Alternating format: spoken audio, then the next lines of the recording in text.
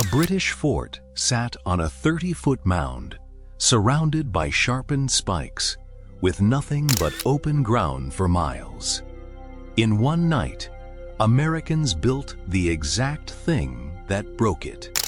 By early 1781, the war in the American South had turned catastrophic. Charleston had fallen the previous year, along with thousands of captured Continental soldiers. A second American army was crushed soon after, its commander fleeing the battlefield and riding nearly 60 miles before finally stopping to catch his breath. By year's end, British forts and supply posts stretched in a chain across South Carolina, connecting the coast to the interior. On paper, the state belonged to the Crown. General Nathaniel Greene took command of the shattered Southern Army that winter, inheriting starving soldiers with no shoes, no coats, and barely any ammunition. Greene split his forces, and one wing delivered a stunning victory that January, destroying an elite British cavalry force in one of the war's most complete triumphs. After a grueling pursuit across 2 states, the armies finally collided that March. The British technically won, but their army was left too battered to continue. Rather than chase the wounded British army north, Greene made an unconventional choice. He turned south, aiming straight at the exposed chain of supply forts instead. The first link in that chain sat atop an ancient Native American ceremonial mound, nearly 30 feet high, chosen by the British for its natural defensive advantage. British engineers built a log stockade around the summit and ringed the slopes with sharpened wooden stakes angled outward, an obstacle nearly impossible to cross under fire. Every tree within musket range had been cut down, leaving nothing but open ground and stumps. Anyone approaching would be visible from the fort long before arriving. Just over 100 British and Loyalist soldiers held the position, supplied with ammunition and access to fresh water. It seemed built to withstand almost anything. To crack this position, Greene needed unconventional thinkers. He had 2 of them, men who had already built reputations fighting outside the rules of European warfare.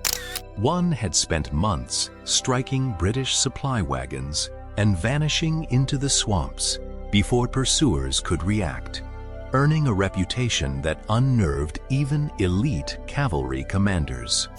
One frustrated pursuer chased him for hours through miserable swamp terrain, before finally giving up entirely, reportedly remarking that the devil himself could not catch him.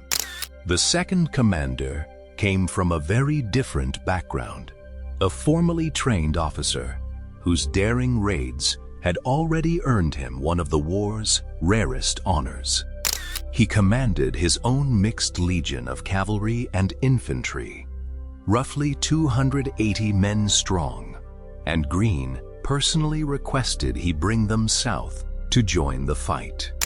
The 2 commanders joined forces along a riverbank that April, combining roughly 300 men between militia, Legion troops, and a small company of Continentals. They marched to the fort and demanded its surrender immediately. The British commander refused flatly, telling the Americans simply to come and take it themselves. The siege began with an obvious plan: cut off the garrison's water supply from a nearby lake and force a quick surrender through simple deprivation and thirst. The British commander had already anticipated this. His men dug their own well inside the fort, tapping into groundwater and completely neutralizing the American strategy. With no cannon, no way to starve the garrison, and no safe path up the mound, the American commanders found themselves stuck in a frustrating, dangerous standoff. Disease spread through the camp, and militiamen, serving voluntarily, began quietly slipping away. Every day the siege dragged on. Their situation grew more precarious. For 6 frustrating days, both sides traded distant gunfire that accomplished nothing. Neither could get close enough to force a real change in the situation. That is when a hot-tempered local planter proposed something nobody in that camp had considered. An idea borrowed from warfare thousands of years older than the Revolution. He proposed building a full siege tower from green pine logs, tall enough to overlook the fort's walls entirely, with a protected platform for riflemen at the top. The commanders approved immediately. Foraging parties fanned out to nearby farms, gathering every axe and cutting tool they could find for the work ahead. For several days, work parties felled and shaped pine logs out of sight of the fort, racing against the risk that a British relief column might arrive first. The British inside the fort could hear distant axes at work, but had no idea what was actually being constructed just beyond their line of sight. On the night everything came together, soldiers carried the prepared logs into position under total darkness, communicating only through whispers and careful hand signals. Log by log, the structure climbed higher through the night. Notched timbers locked into place one after another, rising steadily toward the height they needed. The green pine was heavy and damp with sap. Men strained under the weight of each beam, knowing exactly what daylight would bring if the work stalled. By the first gray light of dawn, the tower stood complete. 30 feet of solid pine rising within musket range of the fort's walls, ready to be used. The British garrison woke to a sight that must have stopped them cold. A towering structure that had not existed the previous evening, now looming directly beside them. Select riflemen climbed into the protected platform at the top, while Continental soldiers took cover behind stacked logs at the base, ready to support the assault. From that height, riflemen could see directly into the fort's interior. Every defender who showed himself along the stockade walls instantly became an exposed target. Assault parties surged forward while the tower's riflemen kept defenders pinned down, tearing apart the sharpened stake barriers that had protected the fort for months. Inside the fort, defenders found themselves trapped by their own geometry, unable to stand and fight without being shot from the tower looming directly above them. The British commander himself was struck during the fighting. With his men pinned down and unable to defend the crumbling barrier, his options had completely run out. The garrison surrendered that morning.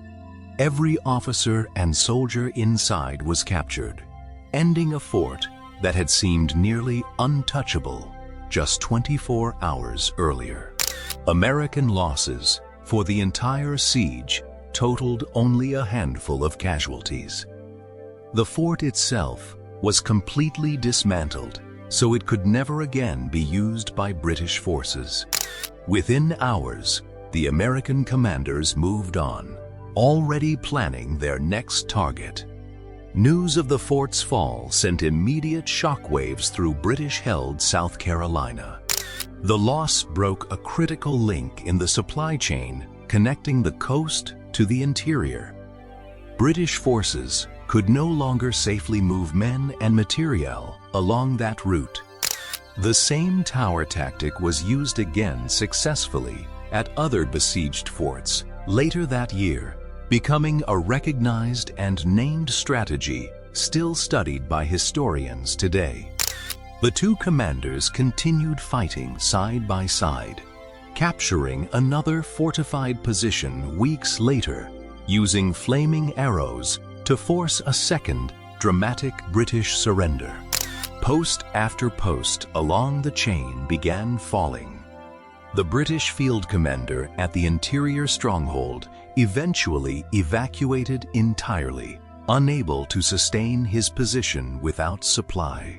By the end of that summer, British control across the South Carolina interior had collapsed almost entirely, squeezed back toward a single coastal stronghold.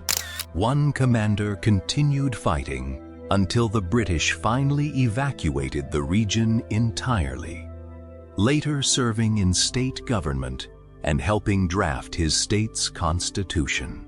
The other commander went on to become a state governor, later delivering one of the most famous eulogies in American history for the nation's first president. The planter who conceived the tower received a promotion soon after, though illness forced his retirement from service before the war's conclusion arrived. The ancient mound where all of this happened still exists today, preserved within a wildlife refuge, the only remaining witness to everything that once stood there. Nothing remains of the stockade, the sharpened barriers, or the tower itself. Only the earthen mound survives, exactly as it did centuries before any of this occurred.